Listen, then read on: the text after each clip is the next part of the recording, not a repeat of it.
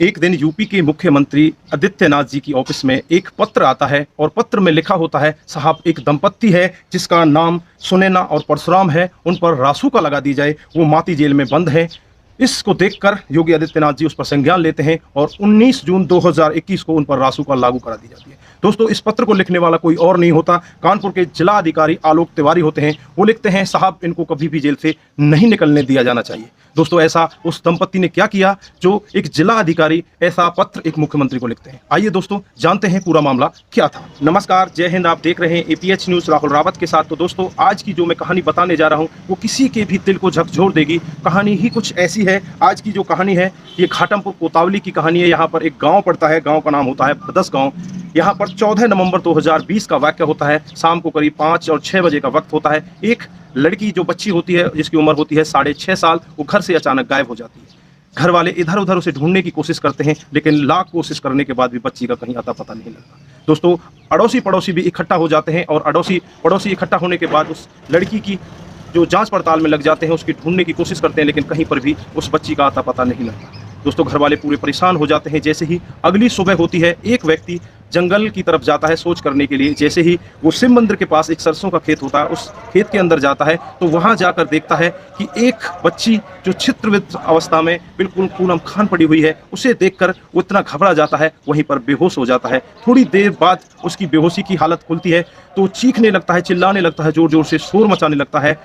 तभी सभी गांव के लोग वहां पर इकट्ठा हो जाते हैं। ज़्यादातर गांव की पूरी भीड़ वहां जमघट लग जाता है और इस हालात को देखकर तुरंत ही आनन फानन में वहां पर पुलिस को खबर की जाती है और जल्द ही पुलिस वहां पर मौके पर पहुंच जाती है।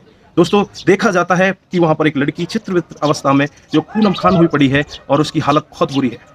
दोस्तों, पुलिस गाँव वालों को समझाती है और समझाकर उनसे कहती है कि आप टेंशन ना करो, जल्द ही हम कातिल को पकड़ लेंगे, और सबको लेकर पोस्टमार्टम के लिए भेज दिया जाता है। जैसे ही पोस्टमार्टम की रिपोर्ट आती है, उस रिपोर्ट में बहुत बड़ा खुलासा होता है। रिपोर्ट में देखा जाता है कि लड़की के साथ में पहले दरिंदगी की गई है, उसके साथ में सामूहिक बलात्कार किया गया है, उसके बाद चाकू से उसके पेट को फाड़ा गया है, उससे दिल, कलेजा और फेफड़े को निकाल लिया गया है।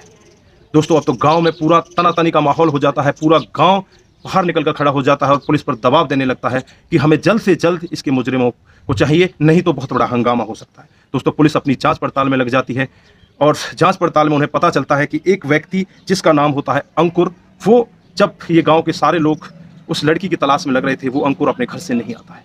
दोस्तों, पुलिस अंकुर को पकड़ लेती है और अंकुर को पकड़ने के बाद उससे जांच पड़ताल करती है। तो अंकुर ज़्यादा देर नहीं रोक पाता अपने आप को। वो थोड़ी देर में ही एक बहुत बड़ा खुलासा करता है। वो कहता है कि हाँ साहब, इस लड़की को हमने ही मारा है और मैं इसमें अकेला नहीं हूँ, मेरा दोस्त इसमें मेरे साथ है जिसका नाम वीरेन है।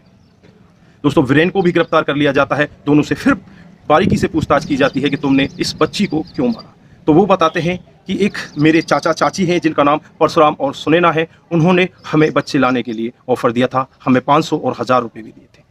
तो दोस्तों, सुनैना और परशुराम को भी गिरफ्तार कर लिया जाता है। फिर उनसे बारीकी से पूछताछ की जाती है तो एक बहुत बड़ा खुलासा होता है। जो सुनैना और जो परशुराम होते हैं, उनकी शादी 1999 में हुई थी और 21 साल बीतने के बाद भी उनको कोई संतान नहीं होती है। दोस्तों, एक दिन परशुराम वापस कहीं काम से अपने घर की तरफ आ रहा होता है तो रेलवे स्टेशन से उसे एक काला जादू की किताब मिल जाती है। उस किताब को घर ले आता है और उसमें पढ़ने लगता है। उसमें एक जगह ऐसा लिखा होता है कि अगर किसी बच्चे का कलेजा, दिल और फेफड़े निकालकर तुम अगर खाओगे तो तुम्हें संतान हो जाएगी। इसीलिए इन्होंने अपने भतीजे और उसके दोस्त को ये सब कार्य करने के लिए पैसे दिए। दोस्तों, दोनों को गिरफ्तार कर लिया जाता है। उसके बाद ये दोनों बताते हैं कि 14 नवंबर 2021 को जब शाम को हमने इस बच्ची को उठाया था, इस बच्ची को पहले चिप्स दिए थे। चिप्स देने के बाद इसको कहा था कि बेटा तुम्हें और भी सामान दिया जाएगा, लेकिन इसके बदले में तुम्हें हमारे साथ चलना पड़ेगा। पहले तो ये दोनों लोग दोस्त अंकुर और बीरेन बैठकर शराब पीते हैं और शराब पीने के बाद उस 6.5 साल की बच्ची के साथ में दरिंदगी करते हैं और फिर चाकू लेते हैं। चाकू से उस बच्ची का पेट फाड़ दिया जाता है। पेट फाड़कर दिल, कलेजा और फेफड़े निकालकर एक पॉलिथीन में बंद कर लिया जाता है और उस बच्ची को वहीं पर छित्रवित्र अवस्था में पूनम खान हुई पड़ी बच्ची को वहीं पर छोड़ दिया जाता है। दोस्तों, जैसे ही वो ले जाकर अपने चाचा चाची को एक पॉलिथीन देते हैं जिसमें तिल, फेफड़े और कलेजा होता है, वो चाचा चाची उसे भून लेते हैं और रोटी के साथ में वो उस बच्ची के कलेजा, दिल और फेफड़े को खा जाते हैं। दोस्तों, इतना बड़ा क्राइम करते हैं और क्राइम के बाद उन्हें लगता है कि अब हमें संतान हो जाएगी, लेकिन 24 घंटे बीतने से पहले ही उनको गिरफ्तार कर लिया जाता है और उन्हें जेल भेज दिया जाता है। इतना लोगों में इतना रोष होता है कि उनको कड़ी से कड़ी सजा दिलवाने के लिए लोग बार बार रोड पर आ जाया करते हैं। और लोगों में इतना डर भी पैदा हो जाता है कि वो अपने छोटे बच्चों को अपने घर से बाहर नहीं निकलने देते, उन्हें घर पर ही रख लेते हैं।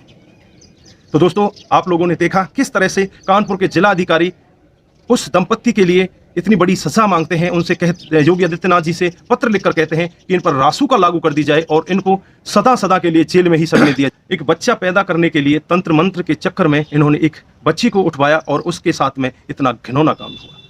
तो दोस्तों, आप लोगों ने देखा किस तरह से अंधविश्वास के चलते हुए एक दंपत्ति इतने बड़े कदम को उठा लेता है। वहीं पर उनका भतीजा और उसका दोस्त इस क्राइम में शामिल होते हैं, वो भी इस क्राइम को बड़ी आसानी से कर देते हैं, उनका जरा सा भी कलेजा नहीं कांपता। पहले तो 6.5 साल की मासूम बच्ची के साथ में रेप करते हैं और रेप करने के बाद चाकू से उसका पेट फाड़ दिया जाता है, उससे कलेजा, दिल और फेफड़े निकालकर अपने चाचा चाची को दे दिया जाता है।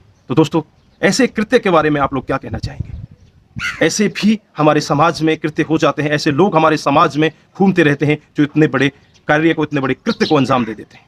तो दोस्तों, जो भी आपकी राय है कमेंट बॉक्स में जरूर दीजिएगा।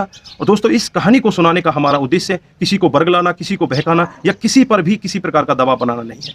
दोस्तों, हमारा उद्देश्य बस यही है कि आप लोग जागरूक हों और ऐसे क्राइम के बारे में जानें जो हमारे समाज में डे बाई डे बढ़ते जा रहे हैं।